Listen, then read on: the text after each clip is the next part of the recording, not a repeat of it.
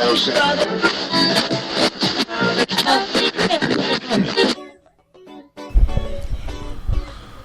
don't even know what y'all talking about. The Up Doe Show. Your commentary It's on What Up sports, Doe, the entertainment, What and Up Doe, alternative the news. What Up Doe Show.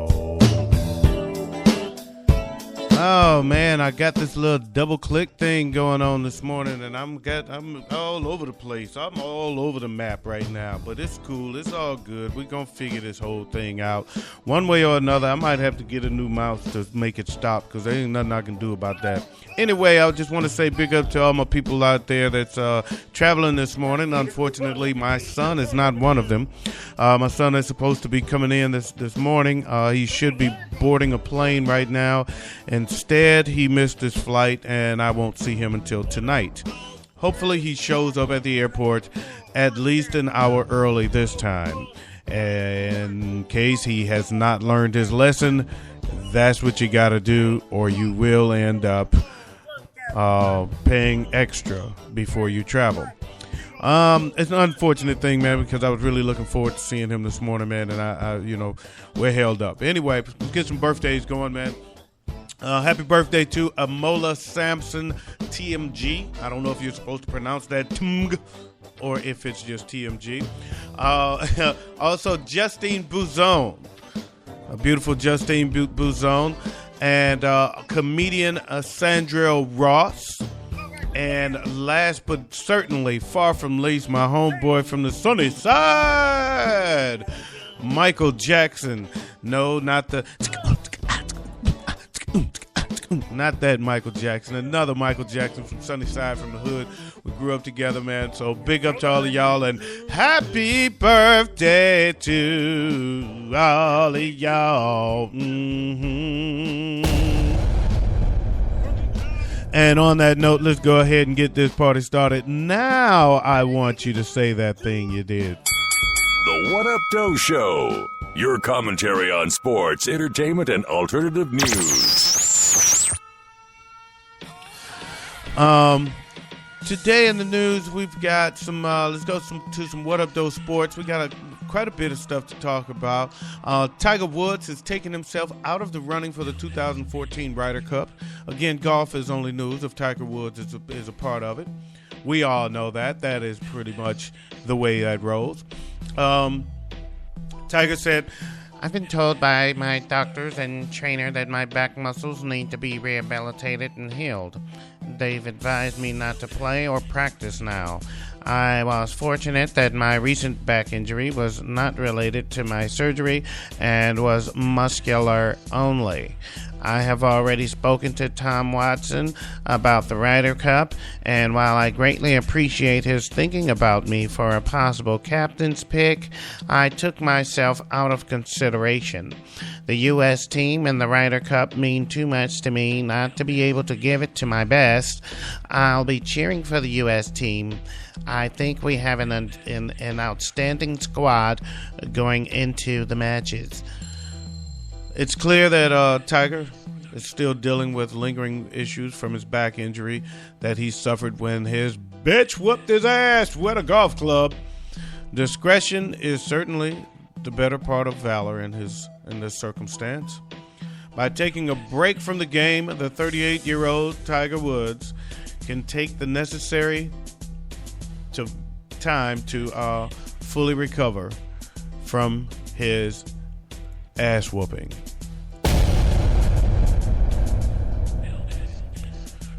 Arizona State offensive lineman Edward Chip Serafin became the first publicly gay football player in the FBS when he acknowledged his sexuality in an interview with Joshua Wyrick of Compete magazine, a publication designed to highlight the exploits of gay athletes.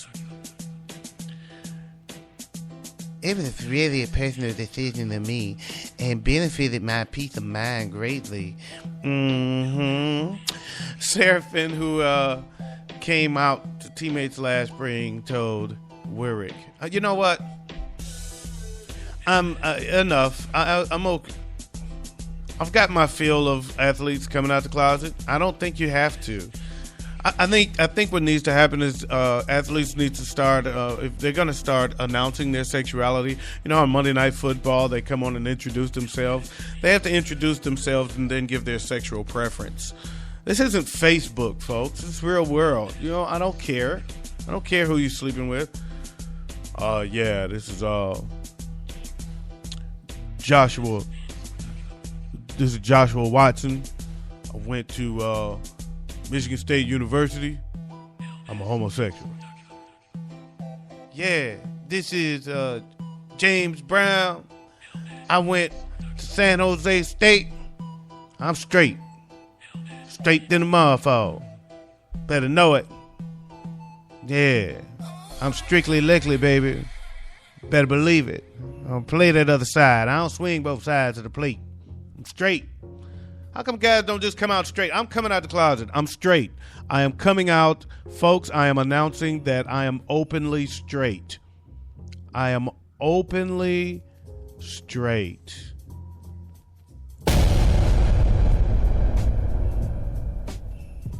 I hate that shit. Anyway, it just frustrates me. I don't care. In Seattle, Washington, a security guard was able to help bring a public pooper to justice after he witnessed him defecating on a walkway near the Washington State Convention Center. The guard was taking a break when he allegedly saw the suspect taking a number 2.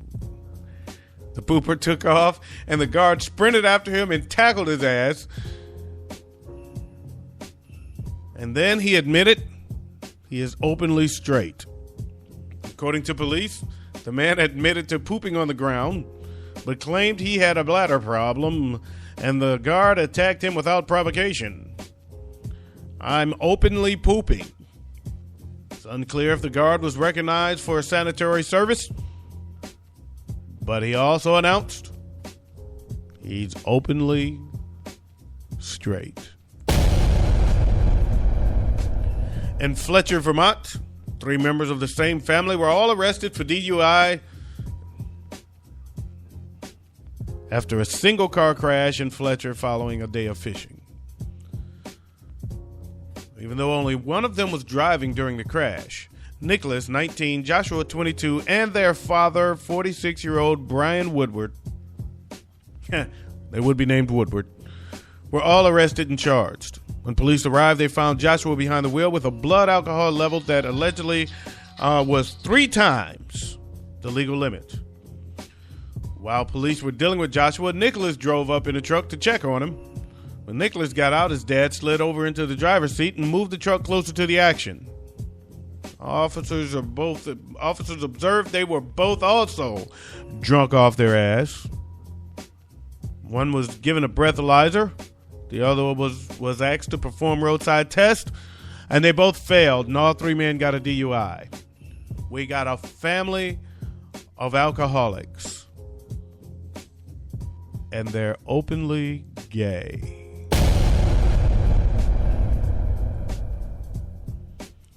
In Linton, Oregon, an Oregon resident called non-emergency dispatchers to report that there was a chicken crossing the road.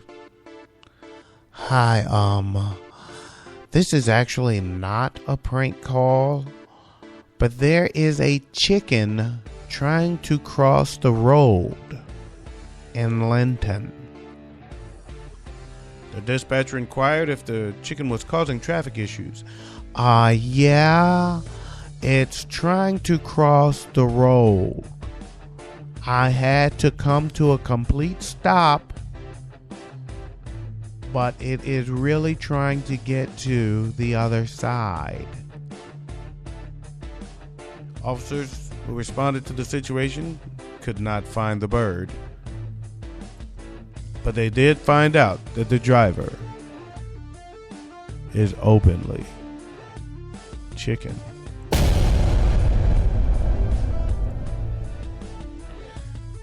In Placerville, New Jersey, a Colorado woman was hiking a trail near Down Valley Park in Placerville when she noticed that a mountain lion had started stalking her. I turned around and I looked, and then bam! He was just standing there between 10 and 15 feet away from me. Kyra Kopentansky told the What Up Doe News, only a person with a last name like Kopentansky would face off with a mountain lion. Why not have an easy name for this story? Why isn't it Kyra Smith? The 40-year-old grabbed a tree branch to make herself appear threatening to the cat, but the cat was like, I'm not with it. I'm about to whoop your tree branch having ass. Meow. I don't know why. I just started singing opera. Oh, oh, oh, oh, oh.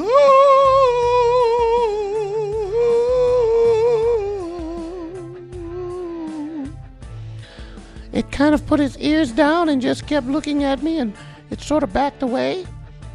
Then it came around the bushes and came towards me again and crouched about 10 feet away. And then, next thing I know, it was dancing and it was stripping. He started licking his balls and he lunged at me. But he didn't bite me, he didn't attack. I just kept on singing.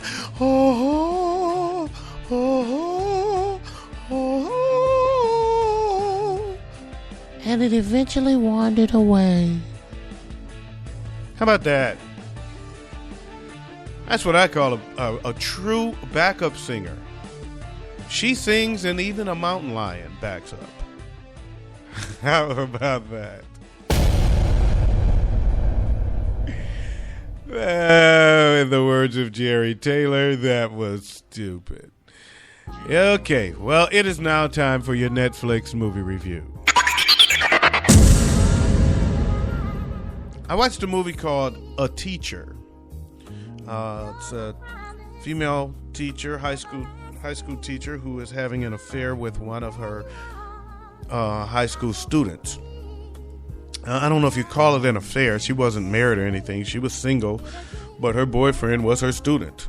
And they were, it starts off, you can see it's subtle, but they don't show the beginning of the relationship. They kind of go into, when it starts, it's already established that they are already had sex before. But they start, where it starts, though, they're really not into each other. But they meet up one night and he hits it in the back of a car, and then they get more and more involved. And you can tell it's starting to grow, because it gets to a point where they're just it's just getting to be too much. It's like almost every day she's sneaking out, or they're finding a place to go and get it on. And then they start taking more and more risks, and you can tell it's getting more and more risky as far as them getting busted. And you can see a feeling starting to get in the way, and they get careless. First, he gets careless, and she backs away, and he allows her to back away, and she can't take it. She starts to miss him, and so she gets careless. Then her emotions take over, and she gets careless. He's careless because he's young. She gets careless because she gets emotional, and eventually, the shit hits the fan. I'm not revealing anything that you wouldn't miss anyway, because it's gonna hit it eventually. And it was actually pretty interesting. I'm not highly recommending it. I wasn't like jumping up and down like, oh, this movie is fantastic. It was pretty good though. It was pretty interesting. It kept my attention. I gave it a 3 out of 5. It's a soft 3 though. Very soft 3, not a very raving 3. I would say if it's something that catches your attention or gets your interest, go ahead and check it out. It's pretty well done.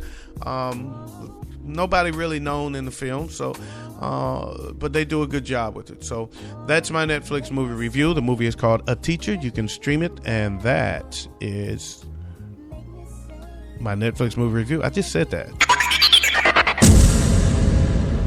And one thing before I go, I know that's my show, but I like to touch on this last, just in case I get emotional, because sometimes I will and sometimes I won't. So I don't want to have to follow this with anything. But for those that don't know, the civil unrest in Ferguson has turned violent, and I have a problem with the way they phrase it and the way they frame these stories, because quite frankly, if you're in a situation, a violent situation, the first person that throws the punch is being violent. The person that punches back is providing self-defense. Okay, so there's a difference between violence and self-defense. The cops throw the first punch, and when the protesters fight back, well, now the protesters are gone violent. Now the cops got violent. And that's what I have a real problem with, how this story is being framed. And now there's martial law declared in Ferguson. It's gotten outrageous though. But last night it was pretty bad. I was watching a live stream, so they can't lie to me. You should see some of the videos. I posted a video on the What Up Doe Show page on my Facebook page. It's facebook.com/What Up Doe Show. It is a video I posted. Man, it looks like I'm watching a video from Ukraine or one of these third world countries, or from Afghanistan, from the Iraq war. I mean, there's like some serious explosions going off and shit. And it's gotten very real. It's gotten very real. And it's out of control. And I mean, something needs to be done. And what needs to be done is we need to have answers. Stop trying to shut up the crowd. Stop trying to stop the protesters. You want to stop the protesters? Don't try to do it by brutal force. How about giving them some answers? That's all they want. They want some answers. They want some justice. They don't want to be told to go home or we're going to declare. This is what I heard when I was watching last night. You have to disperse or we will declare you as no longer being nonviolent. In other words, if you don't do what we say, we're going to attack you. And it's your fault.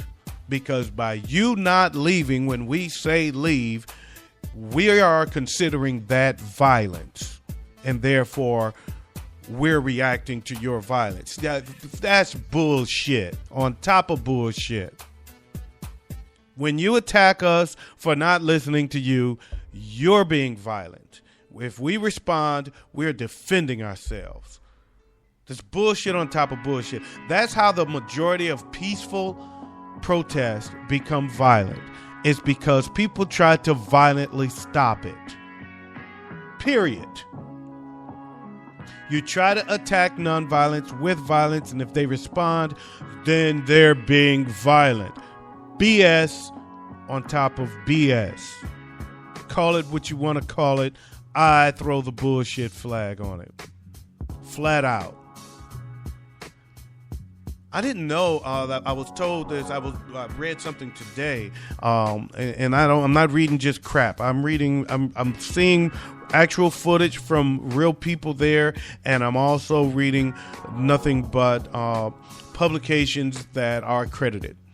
Okay, so I'm not giving you crap stories. That when they first tried to break up the original protest, they did it with dogs. Ferguson police tried to sick police dogs on the crowd, just like the 60s. Are you serious? And so that's when the county was brought in to take over, because Ferguson police was doing what they've been doing. They just proving that they have been out of touch with this community for a long time, because there's 50 white officers, 3 black officers in an area that's 33% black. I'm sorry, 67% black.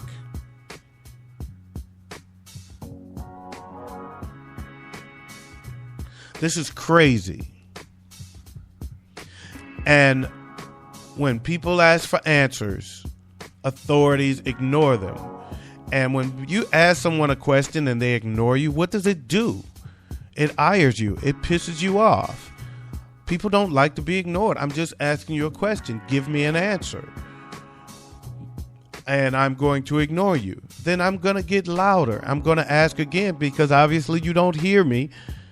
I'm not walking away with a no answer. It doesn't mean I'm going to swing and hit you, but I'm not going to leave, and I'm not going to stop asking. So you're going to punch me? Screw you. I'm going to punch you back. And now we have an issue. Now we have a problem. Now I'm being violent. This is out of control. It's gotten out of control. Now it's out of control. This could have been resolved before it got out of control. But we can't answer the people. We can't give them what they ask for. So it gets out of hand. And now we have a problem. Mike Brown cannot rest in peace. And more importantly, his family can't rest in peace. His family that he left behind, his friends that he left behind, the friend that had to watch a police officer brutally shoot him, kill him, murder him in the middle of the street, cannot rest in peace. He has to live with that image for the rest of his life.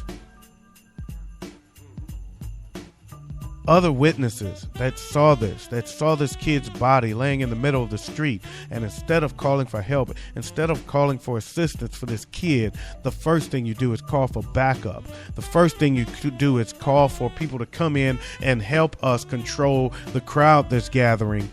And you don't call for someone to come in and help this kid that's laying in the middle of the fucking street. And you wonder why it's out of control? It's because you're worried about the wrong shit. That's it for my show today. So peace out. And big up to Latone Hart. He's the host of the 730 show. You can hear him on Spreaker and also on iTunes. I can't wait for his next episode because he's been keeping up with a lot of this information. He's been sending me a lot of information, and I know he's going to have a lot to say about it. And I can't wait to hear what he has to say about it. I want to also say big up to Lisa Marie. She has a show called what is her show called? Juice Talk Radio. She does a great commentary on it. She does a lot of great commentaries on a lot of serious topics. It's a great show. I'm going to start adding her link to my page because I truly endorse her show. She has some great commentary. Folks, let's not let this one go. Let's not let this one pass. All right? Peace out.